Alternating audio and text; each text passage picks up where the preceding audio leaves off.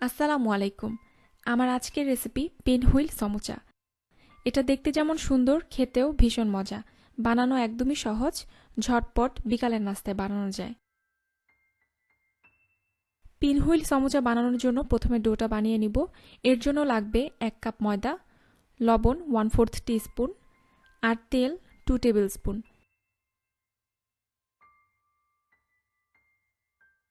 ময়দার সাথে তেল, লবণ এভাবে ভালোভাবে মিক্স করে নিব। এতে করে সমোচা অনেক ক্রিস্পি হবে। এখন অল্প অল্প করে রুম টেম্পারেচার পানি দিয়ে ডোটা তৈরি করব। এই ডোটা নরমাল পরোটার ডোয়ের থেকে একটু শক্ত করে তৈরি করতে হবে। হয়ে গেছে। ডোয়ের গায়ে অল্প তেল মেখে ঢেকে রেখে দিব 20 মিনিট। এই ফাঁকে আমি পুরটা তৈরি করব।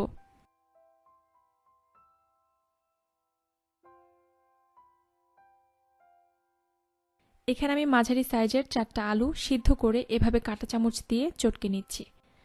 আলুটা বেশি ভর্তার মতো করা যাবে না, একটু দানাদার থাকতে হবে। একটা প্যানে 2 চা চামচ তেল গরম করে নিচ্ছি।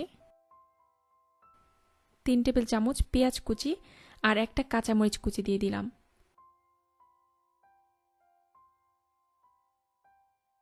হালকা ভেজে নেওয়ার পর চুলার আঁচ লোতে রেখে আমি গুঁড়া মশলা দিব। লবণ স্বাদ মতো, মরিচের গুঁড়া 1/4 টিস্পুন, টালা জিরার গুঁড়া 1/4 টিস্পুন, গরম মশলার গুঁড়া 1/4 টিস্পুন, চাট মশলা 1/2 টিস্পুন আর আলু দিয়ে দিলাম।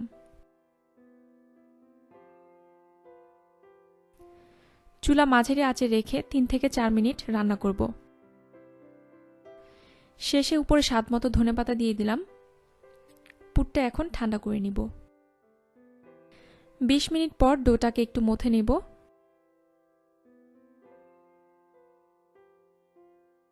এবার ময়দা ছিটিয়ে বড় একটা রুটি বেলে নিব। খেয়াল রাখবেন রুটিটা যেন সব দিকে সমানভাবে বেলা হয়।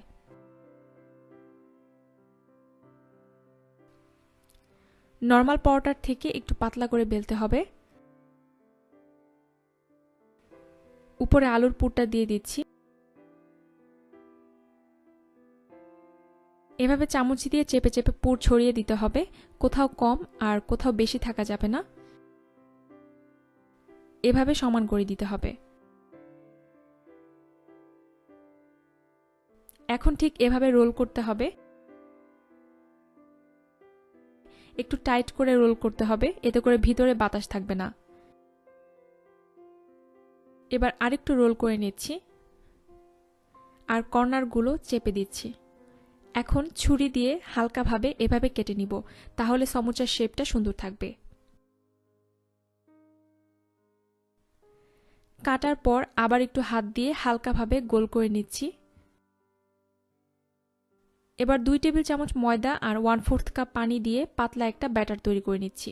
খেয়াল রাখবেন এটা যেন বেশি ঘন না হয়, ঘন হলে সমোচার ডিজাইনটা বোঝা যাবে না। এখন পিন হুইলসগুলো ডুবো তেলে ভাজবো। তেল গরম করে নিয়েছি। পাতলা ব্যাটার তৈরি করে রেখেছিলাম, সেটা আবার একটু মিশিয়ে নিচ্ছি। একটা একটা করে ডুবিয়ে তেলে দিয়ে মাঝারি আঁচে ভেজে নিব। এক্সট্রা ব্যাটারটা ঝরিয়ে নিতে হবে। উল্টিয়ে পাল্টিয়ে ভাজতে হবে। এগুলো ভাজতে আমার প্রায় 5 থেকে 6 মিনিট লেগেছে। ব্রাউন করে ভেজে নিলাম।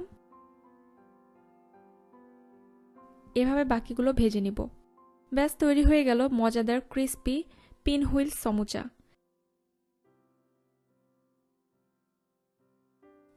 গরম গরম কেচাপের সাথে খেতে ভীষণ মজা। আশা করি আমার রেসিপিটি আপনাদের ভালো লেগেছে। ভালো লেগে থাকলে আমার চ্যানেলটি সাবস্ক্রাইব করবেন। ভিডিওটি লাইক, কমেন্ট, শেয়ার করতে ভুলবেন না। সবাই ভালো থাকবেন। আল্লাহ হাফেজ।